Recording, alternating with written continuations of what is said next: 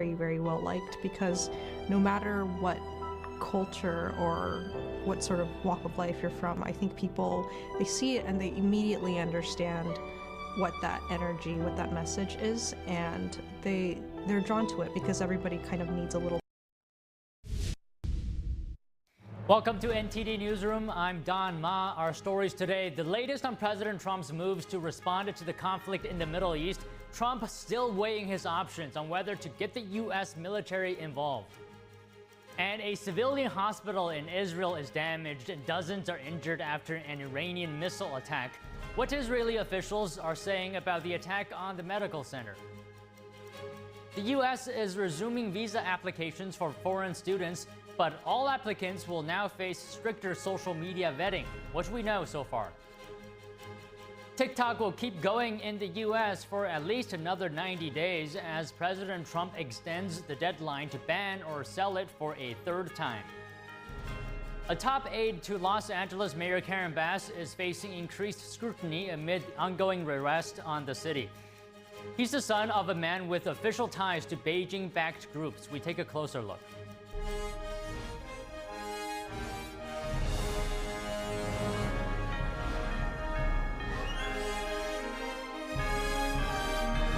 This is NTD Newsroom, live from our global headquarters in New York City.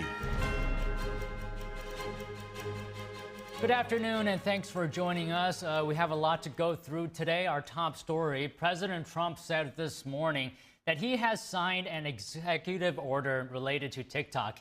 It extends the June 19th deadline by 90 days for China-based ByteDance to sell the app's U.S. assets, that is. Trump had already twice delayed enforcement of the TikTok ban. The congressionally mandated ban was set to take effect in January. Trump postponed for 75 days after taking office in April. He granted an additional 75-day delay. A possible sale of TikTok to U.S. buyers fell through after Trump faced high tariffs on Chinese goods. In today's White House briefing, Press Secretary Caroline Leavitt shared a direct message from President Trump on whether or not the United States will be directly involved in the ongoing situation in Iran. Listen. Based on the fact that there's a substantial chance of negotiations that may or may not take place with Iran in the near future, I will make my decision whether or not to go within the next 2 weeks. An Iranian missile today reportedly striking a civilian hospital in southern Israel. This while at least 3 nuclear sites come under attack across Iran. NTD's international correspondent Arian Pastor has the latest on the ongoing rocket exchange. Scenes of destruction on Thursday after an Iranian missile struck a hospital in southern Israel. The director of the Soroka Medical Center says that 40 people are injured. Fortunately, the department that was hit was empty because the hospital was evacuated a few days ago. Prime Minister Benjamin Netanyahu visited the hospital, commenting on the Iranian attack. They're targeting civilians because they're a criminal regime. They're the arch-terrorists of the world. They want to have nuclear terrorism. Meanwhile, in northern Israel, in the city of Haifa, Israel's Iron Dome was seen intercepting Iranian missiles, which have been targeting the city. Despite the ongoing fighting, Israel's foreign minister on Thursday said that regime change in Iran is not something Israel is trying to achieve. It's not a goal for the time being. Maybe it will be changed in the future. Israel released this animation on Thursday, reporting that it hit 3 nuclear sites in Iran. The Jewish state says it struck the Natanz, Isfahan and Arak nuclear sites in Iran. Iranian state TV released this video, saying it shows smoke rising from the Arak nuclear site. People are fleeing Iran across various borders, trying to escape the incoming strikes. This video shows people crossing into neighboring Turkey. Others are heading to nearby Armenia instead, but all with the same goal: to escape the fighting. Arian Pastar, NTD News. Israel says its campaign against Iran has already achieved significant success in degrading the nation's nuclear program. However, despite the elimination of top military officers and strikes on key sites, destroying its program entirely poses greater challenges. NTD's Andrew Thomas has more on Tehran's key nuclear sites spread across the country. Today, tensions are much higher. Despite several days of Israeli airstrikes, hitting all of Iran's nuclear sites will be difficult. Here are some of the Islamic Republic's key facilities. Isfahan is Iran's second-largest city. Its nuclear center includes a fuel plate fabrication plant and a uranium conversion facility. Iran also stores enriched uranium there. Back in April, tensions between Iran and the U.S. appeared somewhat stable. When Iran's Foreign Minister Abbas Araghchi met with Omani officials in Muscat, he said negotiations over its nuclear program were constructive. I think the Omani foreign minister shuttled between the Iranian and U.S. delegations about 4 times, and the views of both sides were conveyed to each other. It lasted about 2.5 hours, and in my opinion, as a first meeting, it was a productive one. It took place in a calm and positive atmosphere. On April 14th, the day before the foreign ministers' meeting, Trump reiterated his long-held stance on a non-negotiable. I think Iran could be a great country as long as it doesn't have nuclear weapons. If they have nuclear weapons, they'll never get a chance to be a great country. That month, Sanam Vakil at British think tank Chatham House described Israel's position on Iran's nuclear program. Israel is looking for what is known as the Libya model. It wants Iran to fully renounce its nuclear program, including the peaceful dimensions of its nuclear program. And that is something that Iran is not likely to do. But Vakil explained why Iran holds on to its pursuit for nuclear weapons and facilities like Handab, which houses a partially built heavy water research reactor. Part of the reason, of course, that Iran won't renounce its program is that it sees itself vulnerable to Israeli attack, very much worries that Iran's perceived adversaries will try to weaken the system further. Experts say Iran's Fordow facility is its most hardened target. The enrichment site is dug into a mountain, more than 200 feet below ground. Fordow has around 2,000 centrifuges operating there, enriching up to 60%. According to the Center for Arms Control and Non-Proliferation, weapons-grade uranium is typically above 90%. Andrew Thomas, NTD News. The U.S. ambassador to Turkey is in nearby Lebanon today. Iran-backed Hezbollah controls parts of southern Lebanon. U.S. diplomat Thomas Barak advises the terrorist organization against getting involved in the fighting between Israel and Iran. What if Hezbollah intervenes in this war between Iran and Israel? I can say on behalf of President Trump, which he has been very clear in expressing, as has Special Envoy Witkoff, that would be a very, very bad. The ambassador made this comment just shortly after meeting Lebanon's Speaker of Parliament, who's a close ally of Hezbollah.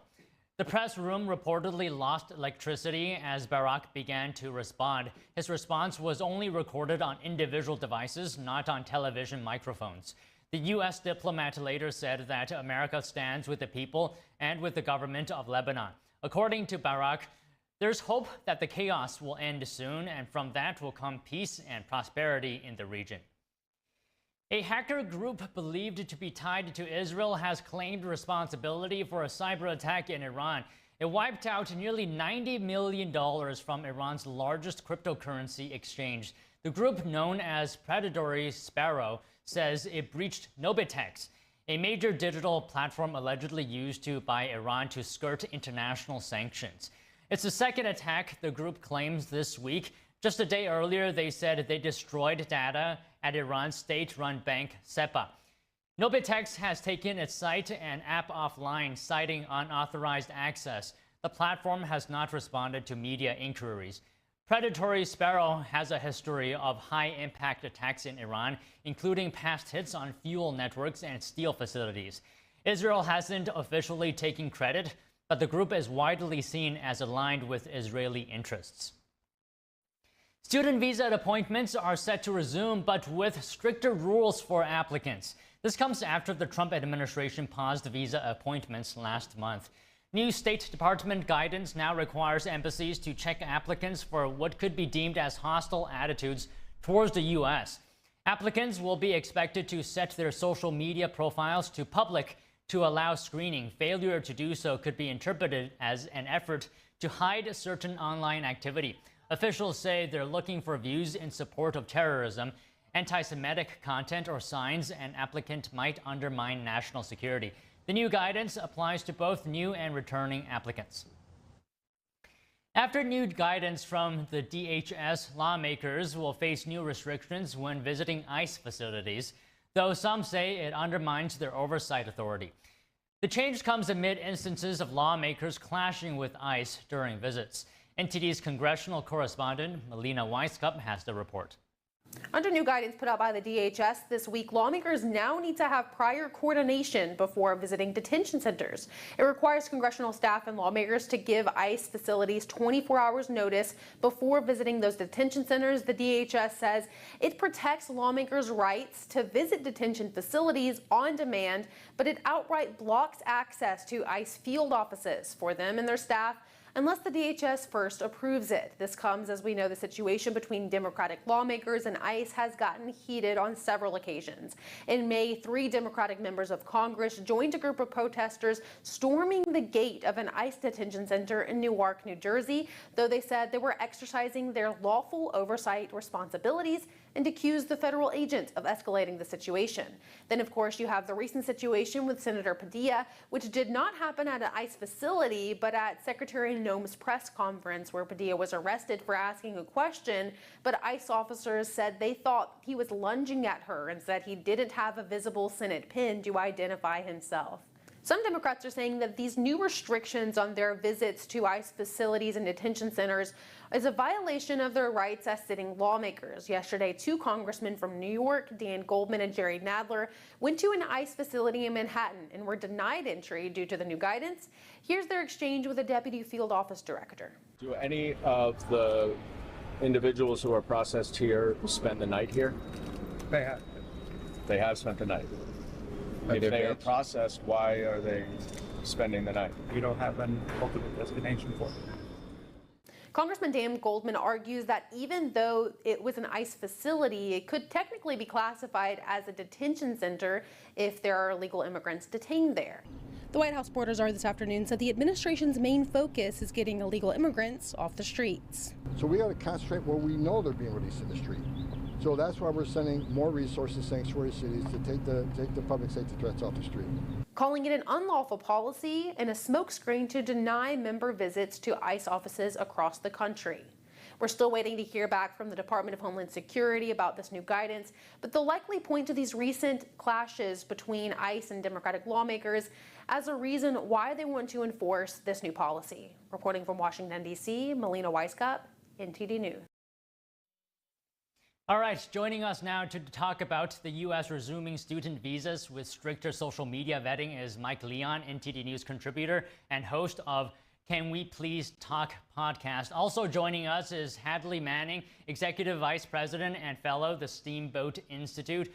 Good afternoon to you both. Mike, I'll start with you today. What is this new policy of requiring social media access? Tell us about the Trump administration's evolving view of student visas and national security. What do you think? Yeah, Don, good question. Good to see everybody, first and foremost. Happy Thursday. Look, for people that don't know the way the program works, right, when you're applying for a student visa and you get enrolled into one of the universities or get accepted into one of the universities, there's already like a 5 to 6 step process in addition to what you have to do with respect to meeting somebody from the State Department and get all your paperwork in order, and then obviously go through the proper vetting, classifications or qualifications, whatever it is that they do before. This is an add-on to that, right? With respect to looking at social media history, seeing things that could be incendiary, inflammatory. Look, I have to be honest, because I live down here in Miami. I happen to know Senator Marco Rubio, and I know the background of his family, and coming from Cuba, he's talked about the dangers of doing this in a different country where him and my parents are both from with respect to Cuba. But be that as it may, this is within the State Department's purview to add this as a qualifier when people are accepted into the program by their university, and they're just adding it as another checkpoint when you go in for your student visa appointment. So again, for the folks out there that are, students in foreign countries that are looking to apply and potentially get accepted into math or engineering programs here in the US, I would highly encourage you right now to make sure you have everything already in order from your paperwork perspective, but you may have to scrub through your social media accounts, unfortunately. Okay, Hadley, what are your thoughts here on the student visas action and social media being involved? Immigration policy from our borders to visas has dangers on all sides. You know, we can become so restrictive that as a nation, we miss out on some of the best and brightest students who want to come to our research institutions, to our universities in the United States. On the other hand, if we have not been restrictive enough, then that could pose a risk to our national security and to our national interests. So I agree it's within the State Department's purview to do this, and I think this is consistent with what we're seeing across the board from the Trump administration, largely when it comes to immigration, with more restrictions, more caution when it comes to who enters the country. Largely all of this a correction to policies we saw under the previous administration, the Biden administration. So this doesn't come as a surprise. I think ultimately the State Department's trying to act in our best national interest and our national security interest. As an American, I am incredibly blessed that I have this freedom to speak freely, to share my opinions, to criticize my own government. However, entering the United States as someone who's not born here, who didn't have that great blessing of being born in the United States, you have a different set of responsibilities and parameters, and ultimately entry to the United States is a privilege for people who are not born here. Now, that's not fair. It's a great unfairness that some people are born in the United States and some people are born in countries, even countries that are not friendly to the United States, and that might count against them in some ways as they apply for a visa or for citizenship. But ultimately, we want the most fair practice. We'll never reach perfect fairness in immigration policy, but we want the most fair practice and the one that works in our best national interest. Okay, let's go into some of the specifics here. And on the point of fairness, Mike, is the refusal to make social media accounts public, is that a fair basis for rejection in your opinion? Well, I mean, look, Senator Marco Rubio, and this is one of the reasons why I'm okay with him being potentially in the State Department. He already is in the State Department, I should say. But it was because one of the things that he had talked about was social media. Everybody knows Section 230 and what social media and these platforms do from a content moderation standpoint, right? Headley's absolutely right. You should be allowed to criticize your government, and it could be unfair that somebody that's from another country criticizes their government. I mean, the government of the United States. I mean, look where I live down here in Miami, Don. 26 students on student visa from Florida International University and the University of Miami were all kicked out, some of them because of the protests and what was happening in Gaza with the war in Gaza. And so is it fair? Is it unfair? I mean, that's not the right question. The question is that this is unfortunately the consequence of an election.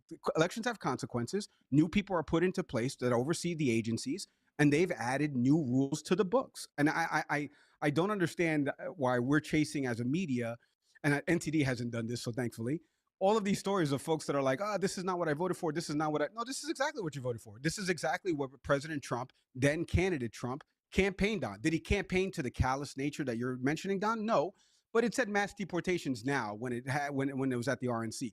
They said that immigration is broken, right? They said the system was broken. This is the way that they're going about fixing it. And this is a consequence of that election and these people that are put in place. So is it callous? It's not for me to answer because it's now a State Department policy, the way they're implementing it. And it's an added check with respect to making sure that the people that are coming to this country, and I agree with Hadley, we don't want to get rid of the brightest and the best. But unfortunately, this is a consequence of it. Okay, Hadley, do you have a response for that? Sure. All of these questions really ultimately have one thing in common, and that is, what does the United States owe to people who are not citizens of this country? What do we owe to visitors? What do we owe to people who are here who may not have followed legal channels to be here? And those questions have been blown wide open during the second Trump administration. I think that we owe a process. We may not owe the same process, but we should strive for fairness. I agree. We'll never reach perfect fairness. It's not fair where people are born. We don't get to choose the circumstances of our birth. But in terms of how we treat people and what the process is, I think as long as there is a process and as long as we remember that the goal of the federal government is not to treat everyone around the world with the same sets of rights and privileges, the goal of our federal government in the United States is to serve the national interests of the United States and our citizens, then we can, work between those two different values and those two different parameters to try to do the best we can by citizens and non-citizens alike.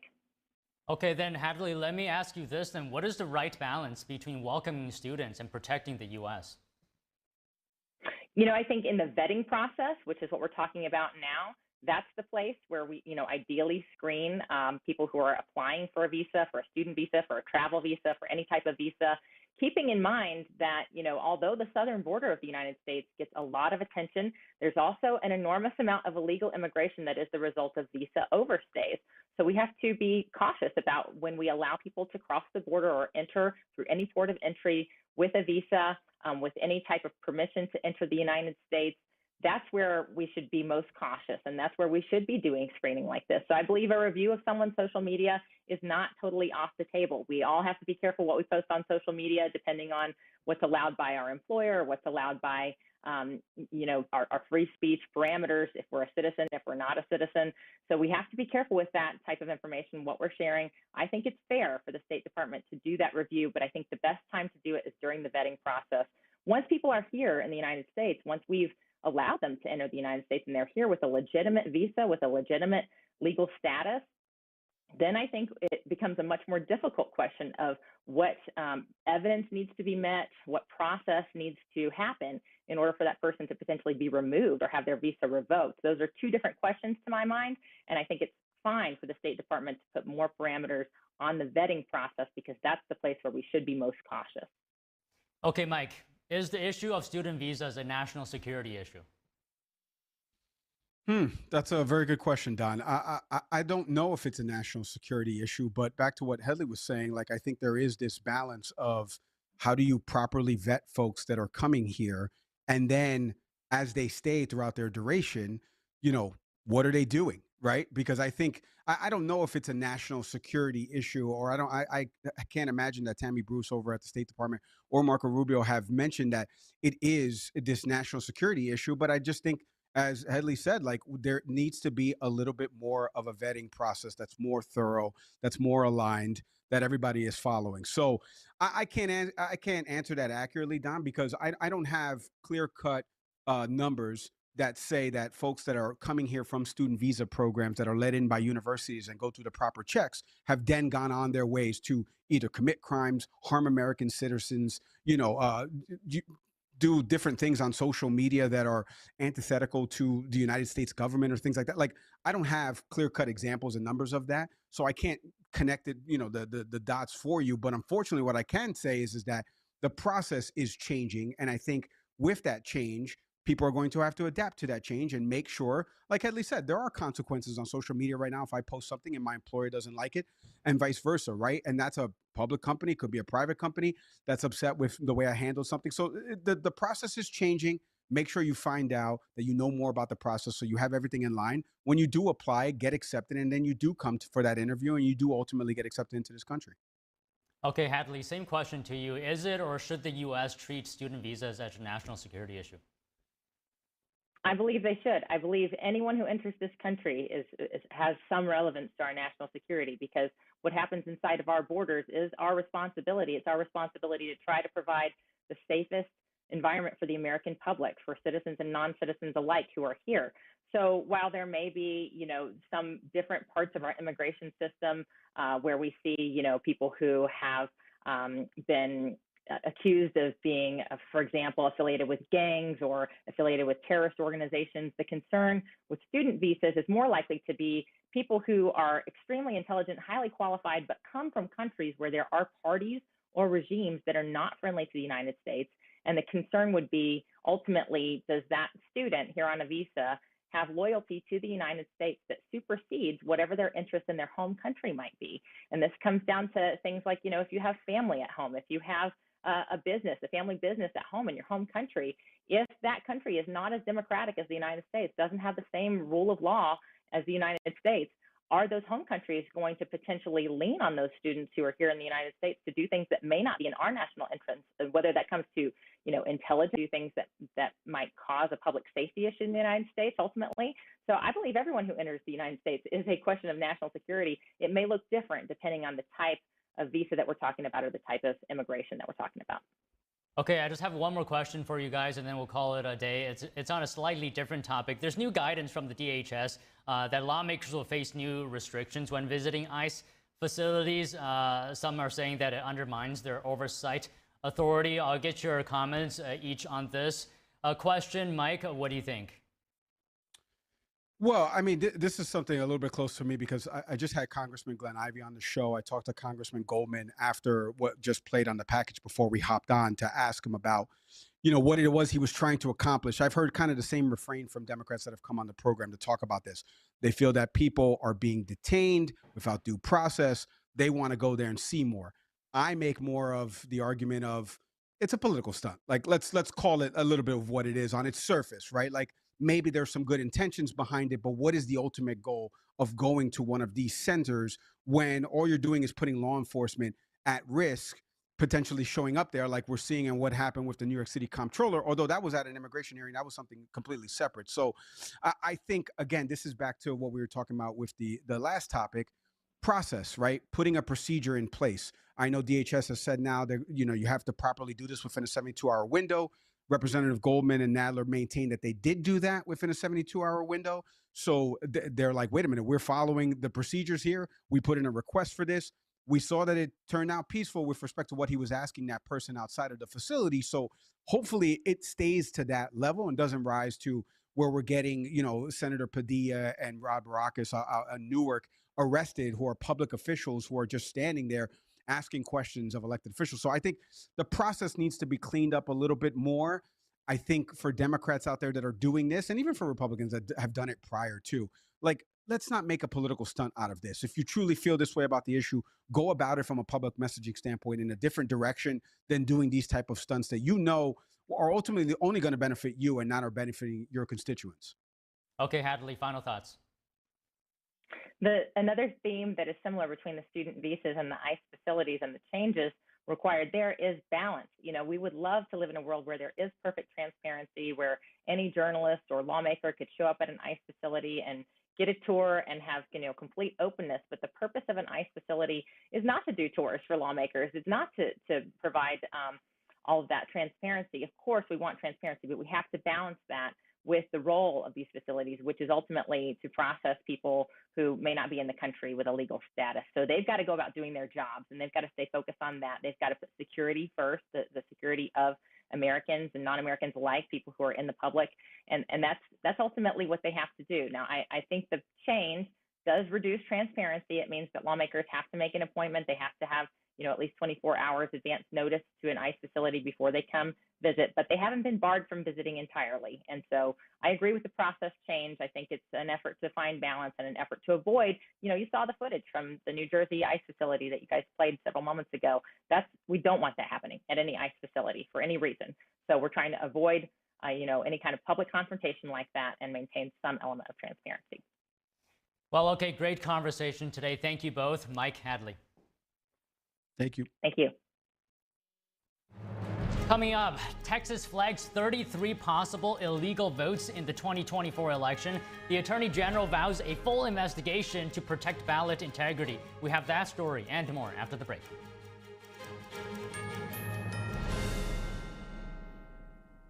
Inflation is still driving up home repair costs. How are millions of homeowners saving money on unexpected bills? With Choice Home Warranty. Is a new refrigerator in your budget? How about a replacement AC unit? I'm Ty Pennington. For many families, these costs can be catastrophic. That's why I'm a Choice Home Warranty customer. They've saved millions of homeowners from unexpected repair bills with an affordable monthly plan that provides peace of mind and helps avoid surprise expenses. Call now to protect your home with Choice Home Warranty and get your first month free. Choice Home Warranty offers plans that cover repair or replacement on up to 25 essential home systems and appliances. Protect your budget with a customizable Choice Home Warranty. We've been a Choice Home Warranty customer for almost 9 years. And we couldn't be more happy with their service that we get from Choice Home Warranty. Unexpected home repairs can quickly eat into your savings. It wastes time and fills you with stress. Choice Home Warranty is the most trusted name in home warranty. Call now to lock in a low monthly rate. Choice Home Warranty has a nationwide network of more than 25,000 trusted technicians. When I have a breakdown, they always have the right contractor to get me taken care of quickly. I just pay a low monthly fee and they pay for the covered repairs. Choice Home Warranty has been a great company to work with, and they've taken care of us. I would suggest anybody who lives in a home not to be in a home without them. It's time to protect your hard-earned money with an affordable plan from Choice Home Warranty. Call right now for the peace of mind you and your family deserve. Call Choice Home Warranty now. Protect your home and your wallet with Choice Home Warranty. Call now to get a free quote, your first month free, and save $10 a month for the first year. Call 800-983-4585, 800-983-4585, or go to choicehome.com. Hey, have you heard what's happening at Mathis Home? Get new lower prices all summer long with price drop alerts all over the store. They have all the latest looks at unbeatable prices. Like this big sofa with curved arms and 5 plush throw pillows. They dropped the price to just $5.99. That's an incredible value. And with their huge selection, you're sure to find the style that's just right for you. In stock with fast, free delivery. Look for price drop alert tags and save now at your furniture superstore, Mathis Home. Where did the time go? I don't know how I got here. Ooh. You've done the hard part. You quit smoking. Now do the easy part and get scanned for lung cancer. If you smoked, you may still be at risk, but early detection could save your life. Talk to your doctor and learn more at savedbythescan.org.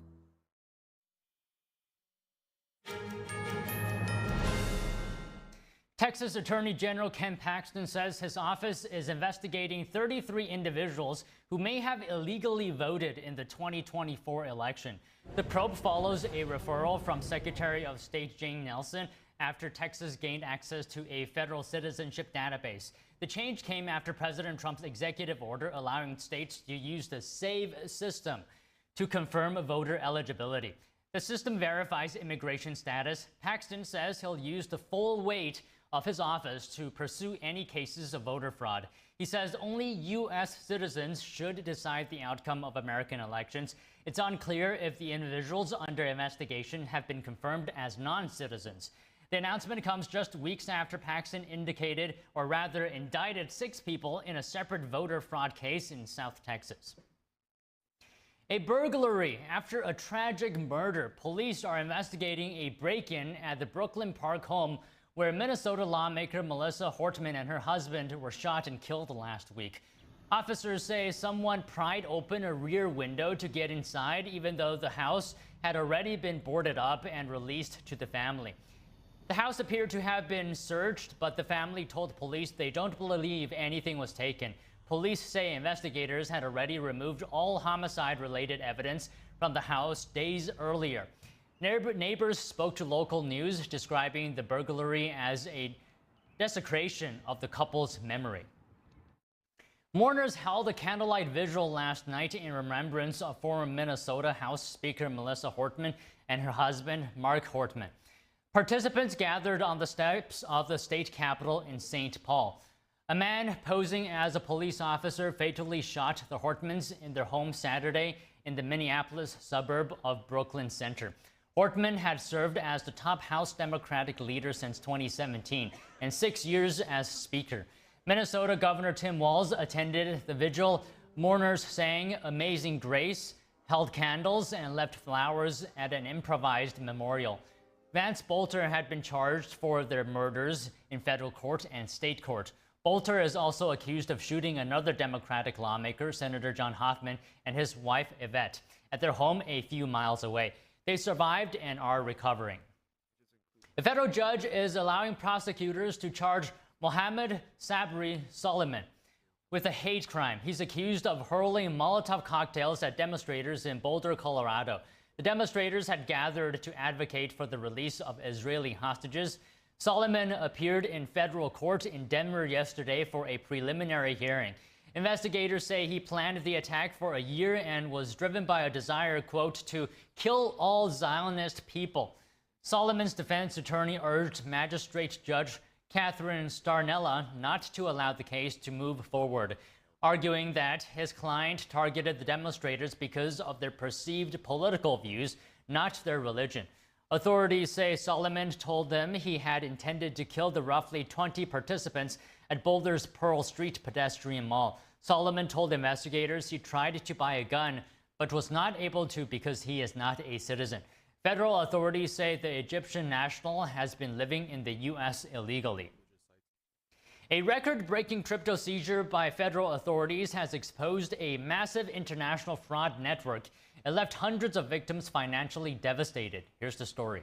This is about quick money. It's about old crimes being committed in new ways.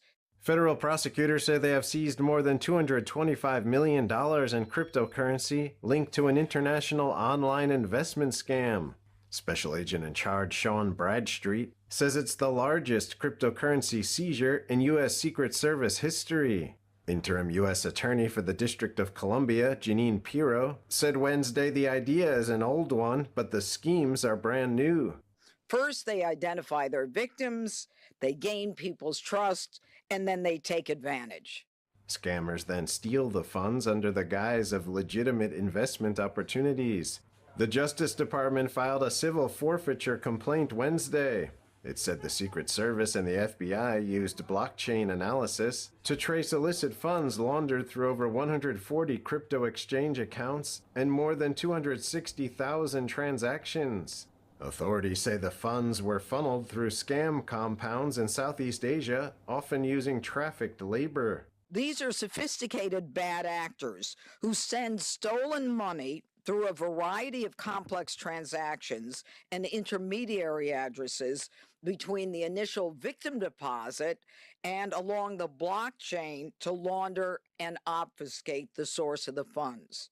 More than 430 victims were caught up in so-called pig butchering scams, online schemes where criminals pose as trusted contacts or investors to trick users into handing over their crypto. The DOJ says one victim, a Kansas bank CEO, was convinced to embezzle $47 million from the bank to invest in a fake crypto platform. Another in Texas lost $7 million before realizing the site was a sham. The DOJ says criminals use sophisticated techniques to hide the money trail, splitting funds across wallets and blockchains to avoid detection. Pirro said that what makes today's schemes different is the unmatched speed and scope enabled by digital platforms and new technologies. The hopeful investor now enters the Wild West on an international scale where the crime is global, where there are no borders, and where the crypto criminals avoid the rules because this is an unregulated Wild West. Investigators say they are working to return the funds to the victims. We're going to go after these people. Thank you. The White House briefs the public on the latest moves by the Trump administration to respond to the Israel-Iran conflict. That's just after Trump received an intelligence briefing this morning. NTD's Washington correspondent Jack Bradley is at the White House. Jack, what's the latest? Hey there, Don. Well, President Trump is giving the Iranian regime 2 weeks to come to the table, make a deal. Otherwise, U.S. military may get involved in the conflict. Caroline Leavitt, the press secretary, made the announcement, reading out the president's statement here just a few minutes ago. Let's take a look. Regarding the ongoing situation in Iran, I know there has been a lot of speculation amongst all of you in the media regarding the president's decision-making and whether or not the United States will be directly involved. In light of that news, I have a message directly from the president, and I quote, "Based on the fact that there's a substantial chance of negotiations that may or may not take place with Iran in the near future, I will make my decision whether or not to go within the next 2 weeks." Well, there you heard right there was that the president does have hope that the Iranian regime will come to the table. Just yesterday, he said that Iran has reached out to him and that but President Trump said that it's very late for negotiations, but still giving Iran time to come to the table, that 2 weeks there. We also heard Caroline Leavitt reiterate that Trump gave Iran 60 days to make a deal earlier, and that the 61st day was when Israel struck Iran and the play out from that. Leavitt also made some other announcements there today. She said that in May of 2025, 0 illegal immigrants were released into the interior of the U.S. once detained. Now, she said that the next step is focusing on getting the illegal immigrants out of the country that are here, specifically targeting the so-called sanctuary cities, which critics say require its local law enforcement to not help the ICE officers and immigration federal enforcement. Now, starting with these so-called sanctuary cities, she said that that when the illegal immigrants come in, it results in a loss of wages due to stealing American jobs and all at the taxpayers' expense.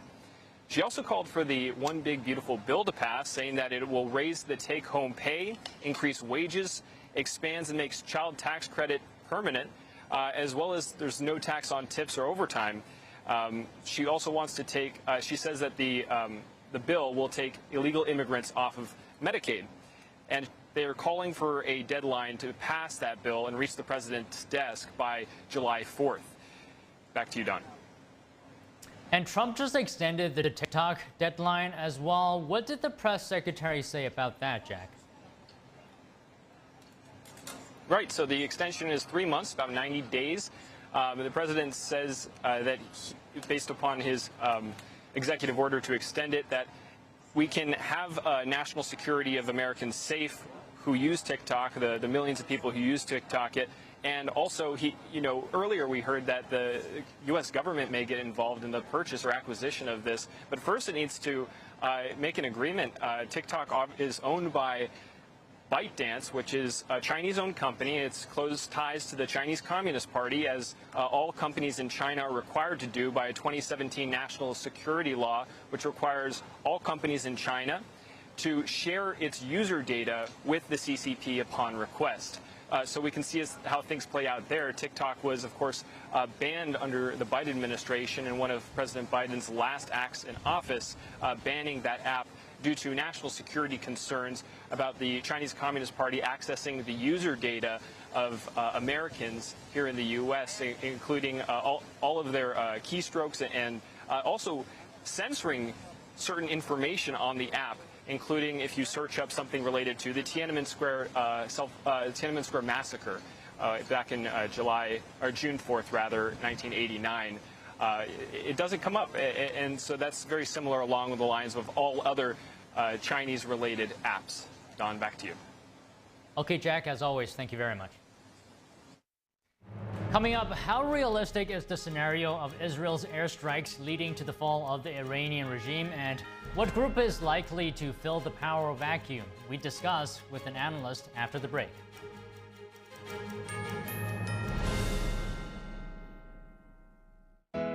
Focus on beauty, showcase nature, share kindness, feel brightness. 2025, the 5th NTD International Photography Competition. Capture the beautiful moments in your eyes. Your works will be showcased in galleries and on multiple online platforms, appreciated and collected. Please visit photo.ntdtv.com. Shenyun Creations, the streaming platform from Shenyun, featuring world-class dance, past programs, and all original music.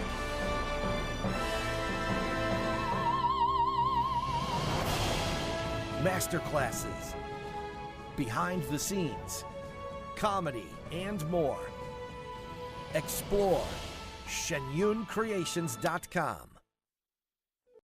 As we naturally age, many people are getting zero amount of this incredible and unique substance. That's when we start seeing an impact in our joints, skin, nails, and even our digestion. People ask me, Dr. X, what is the #1 supplement I should be taking?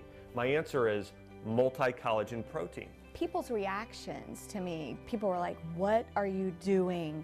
What is going on? You look amazing. You have a glow about you. What makes Ancient Nutrition Multi-Collagen stand out from other brands? 10 types of collagen. It's grass-fed, pasture-raised with vitamin C and probiotics. It's proven to reduce joint discomfort rapidly, continuously, and persistently. It improves the appearance of crow's feet after 4 weeks and improves skin tone after 8 weeks. And it promotes hair thickness, growth, and a reduction in hair breakage. It has transformed everything from my hair. Like, my hair was starting to kind of just, come out, and I don't have that anymore. My skin feels amazing.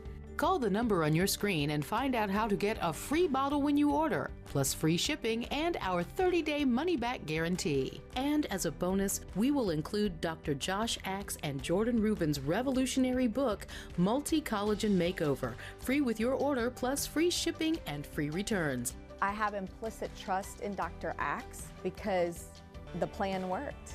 I am living proof of it.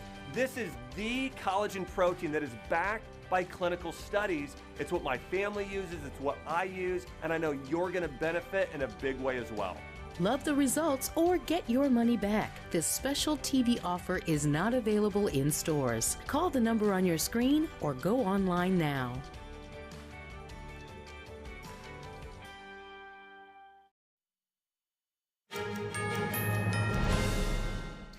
Joining us now to talk about the potential for the collapse of the Iranian regime is Hosro Esfani, Research Fellow at the National Union for Democracy in Iran.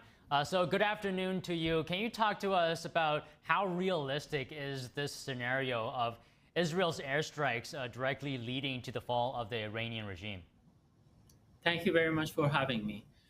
So first thing that you should have in mind is that the Islamic Republic's military power, the top echelon of this regime, has been removed already. Almost all senior IRGC commanders are dead. The supreme leader is hiding in a hole in the ground while he's grandstanding about resisting against Israel. This is the situation that the Islamic Republic is in right now. Already, the regime had lost the majority of its proxies over the past year and so. Now its defenses, air defenses, missile defenses, nuclear facilities to large degree have been decimated. So the regime is at its weakest point ever in history. So if it does fall, what form would it take? You touched on it a little bit. Can you go into more specifics? For example, would it be because of an uprising, perhaps internal coup? What form would it take? So there is a faction within the Islamic Republic with almost zero political or military power that has been trying to picture itself that it can pull a coup.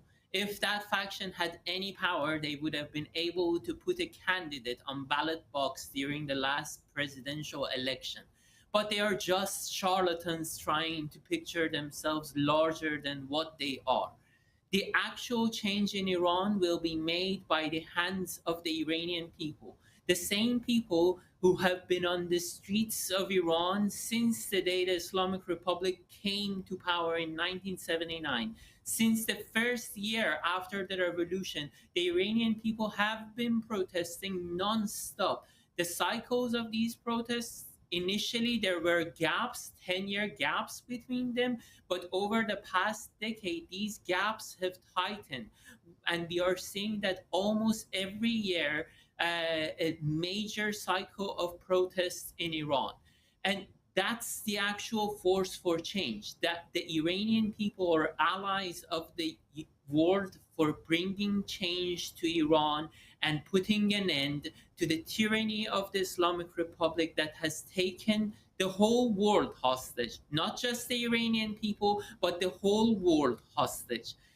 And that can become a more likely reality. A secular democratic Iran can become a more likely reality if the forces of oppression that the Islamic Republic has used for killing thousands of Iranians on the streets are also targeted and decimated. Okay, so you're saying the people is very important in this situation, but I'm also thinking that amid the strikes by Israel, right, some people are just trying to stay safe. You know, what do you say about that? You're absolutely correct. Thousands of people have already left the capital, Tehran. But at the same time, what we are observing with this population is that those who have remained in Tehran are using their scant and scarce financial resources to even feed stray cats and dogs on the streets of Tehran. We are dealing with a nation that is proud, that is generous, that is determined to save its homeland. Okay, so is there a risk in your mind that even after a potential collapse, the new Iranian leaders could, sort of follow the same ways of the previous regime?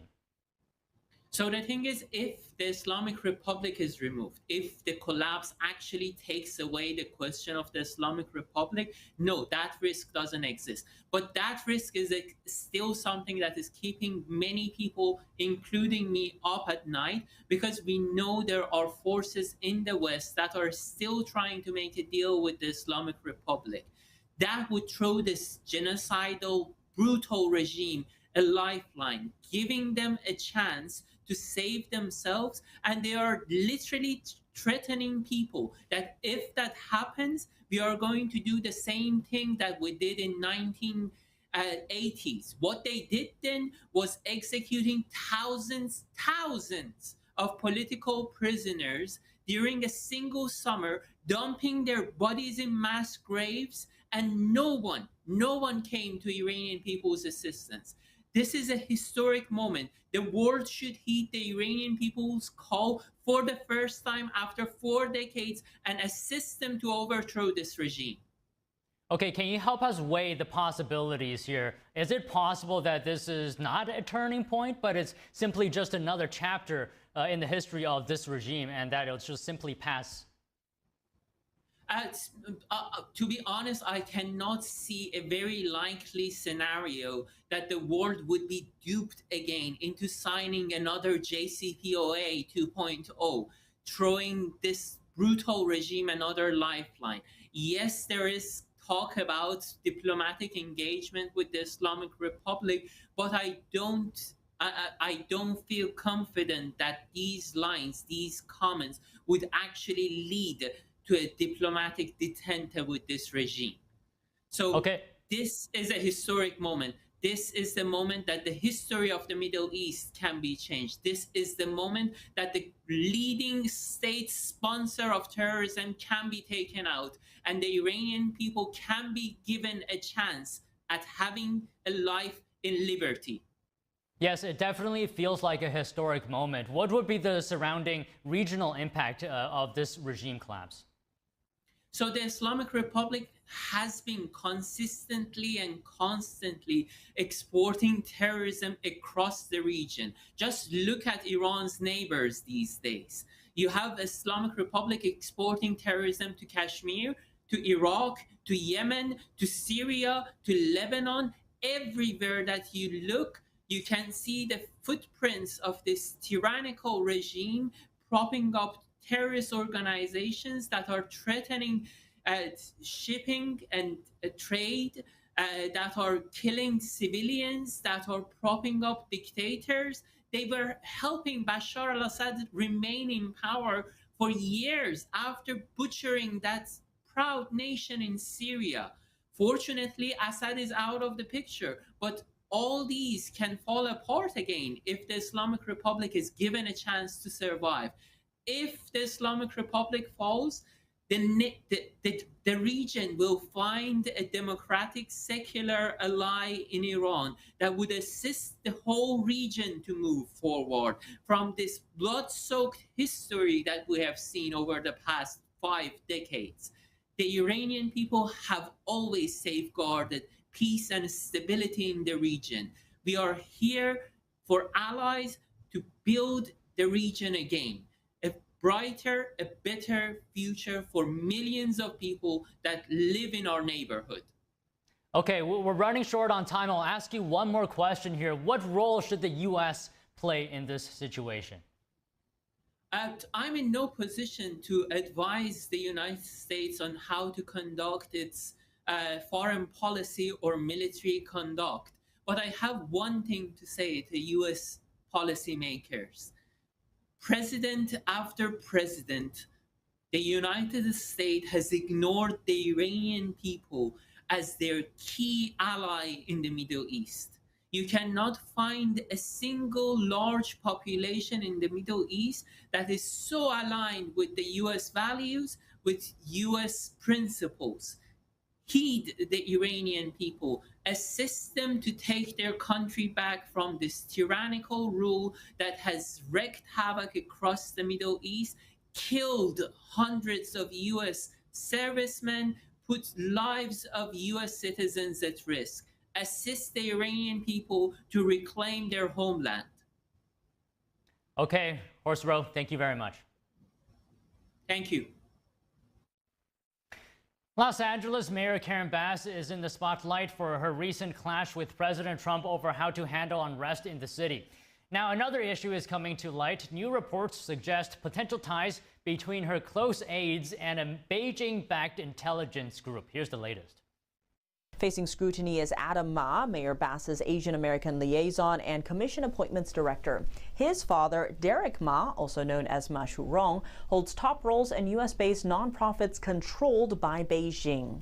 These groups are linked to China's United Front Work Department, Beijing's propaganda and intelligence arm, working to influence Chinese communities in the U.S.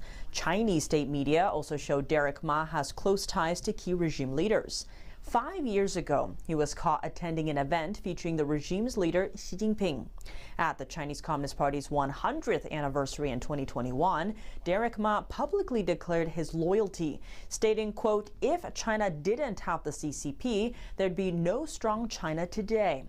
Meanwhile, he was busy fundraising for then Congresswoman Karen Bass's mayoral campaign. Reports say Derek raised tens of thousands of dollars through his influence in local Chinese communities. Shortly after taking office, Mayor Bass hired Derek's son, Adam Ma, for key positions on her team. This news comes as lawmakers investigate potential Chinese influence behind the LA protests, including ties to pro-CCP billionaire Neville Singham. A SpaceX rocket exploded in Brownsville, Texas last night. Video footage captured the explosion and an enormous fireball. SpaceX said the Starship experienced a major anomaly around 11 a.m. while on the test launch pad. The company said there were no hazards to nearby communities, but asked people not to approach the site. Last night marked the 10th test flight for SpaceX's Starship. CEO Elon Musk's spacecraft is designed to carry both crew and cargo to Earth orbit, the Moon and Mars as well. The rocket consists of two components: 33 Raptor engines using subcooled liquid methane and liquid oxygen power. The Super Heavy booster, the 171-foot-tall second-stage spacecraft, is known as Starship. Both are designed to be fully reusable. The Los Angeles City Council has approved funding to cover LAPD overtime costs related to recent protests. Meanwhile, demonstrations continued outside a Southern California hotel where ICE agents were believed to be staying. We have that story and more when we come back.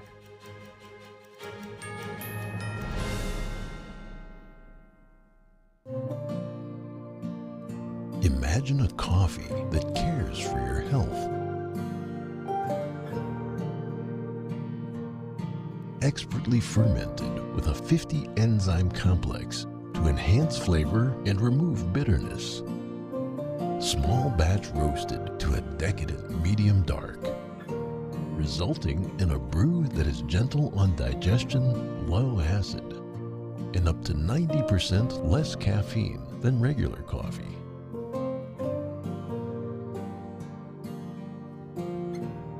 Try America's first enzyme fermented coffee today.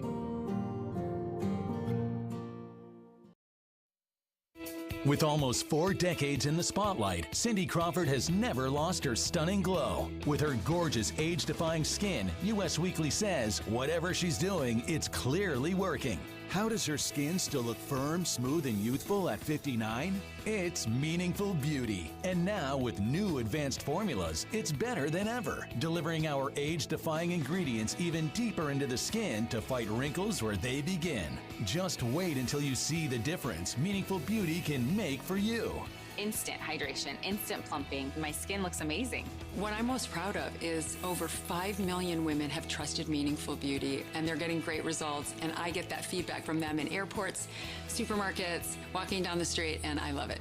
And today, we are celebrating 20 years of Meaningful Beauty with a brand new offer you don't want to miss. You can get the entire advanced Meaningful Beauty system with all 5 age-defying super treatments. And when you order today, you'll receive our targeted treatment duo, a $128 value free. Introducing the Wrinkle Smoothing Capsules to target crow's feet, forehead lines, and lines around your mouth. Plus, you'll also get the new Skin Renewing Facial Tool with heat, massage, and red light to boost the absorption of the Wrinkle Smoothing Capsules and reduce the appearance of puffiness. The Skin Renewing Facial Tool and the Wrinkle Smoothing Capsules together create Meaningful Beauty's amazing targeted treatment duo. This plus this equals incredible results.